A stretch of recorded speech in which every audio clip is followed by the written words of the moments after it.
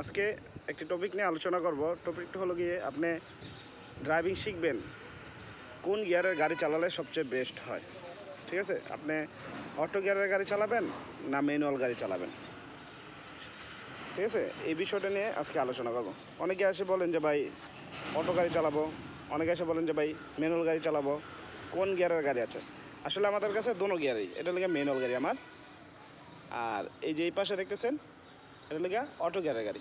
এখন আমার সবচেয়ে বেশি ভালো হয় কোন গিয়ারের গাড়ি চালালে, ঠিক আছে, সবচেয়ে বেশি ভালো হয় আমার আপনার ম্যানুয়াল গিয়ারের গাড়ি চালালে। যদি আপনি ম্যানুয়াল গাড়ি চালাতে পারেন, অটোমেটিক গিয়ারের গাড়ি সর্বোচ্চ আপনি 5 মিনিট চালালেই বুঝতে পারবেন যে আপনার এই কীভাবে অটো গিয়ারের গাড়ি চালাতে পারেন। কিন্তু আপনি যদি চাইলেও অটো গিয়ারের গাড়ি চালাইতেছেন, 5 বছর চালাইছেন, 10 বছর চালাইছেন, ম্যানুয়াল গাড়িতে উঠতে গেলে অবশ্যই আপনি নার্ভাস ফিল করবেন। এই জন্য আমার চালাতে হবে ম্যানুয়াল গিয়ারের গাড়ি।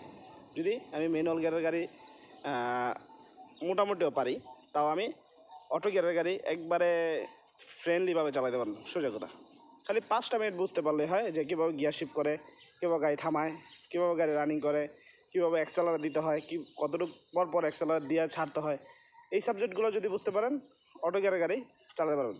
কিন্তু আপনি যদি ম্যানুয়াল গিয়ারের গাড়ি না চালায় আগেই অটোমেটিক গিয়ারের গাড়ি চালান, তাহলে নেক্সট টাইম আপনি ম্যানুয়াল গিয়ারের গাড়ি চালাতে পারবেন না। এই জন্য অবশ্যই আপনার অটো গিয়ারের গাড়ি না চালিয়ে ম্যানুয়াল গিয়ারের গাড়ি চালাতে হবে। যদি ম্যানুয়াল গাড়ি শিখেন তাহলে আপনি অটো গিয়ারের গাড়ি এমনিতেই পারবেন।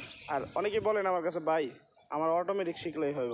আসলে ভাই আপনি আজকে শিখলেন অটো গিয়ার, ঠিক আছে, কিন্তু নেক্সট টাইম আপনার যদি ম্যানুয়াল গিয়ারের কাজ পড়ে তখন আপনি কী করবেন?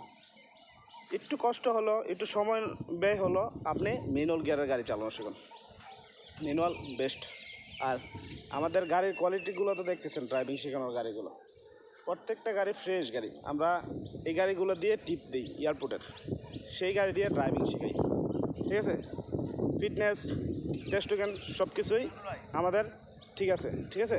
তো আমাদের গাড়িগুলা রোডে চলার জন্য পারফেক্ট। সরকারি আইন অনুযায়ী আমরা এই গাড়িগুলো রোডে চালাতে পারবো। এইসব গাড়িগুলো দিয়ে আমরা ড্রাইভিং শেখাই। তো এই গাড়ির ফিউচারগুলো কীভাবে এসি অন করবেন, অফ করবেন, তারপর আপনার কী কন্ডিশনে এসিটা রাখলে ভালো হয়, সব কিছু ধারণা দিয়ে দিই।